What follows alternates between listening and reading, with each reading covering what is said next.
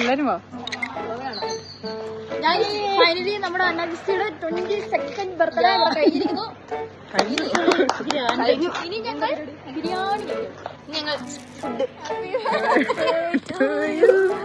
Happy birthday to you. Happy birthday to you. കരിയാണോ?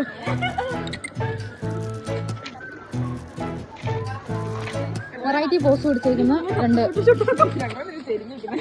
അത് നമ്മളിതൊരു story ഇട്ടില്ലേ?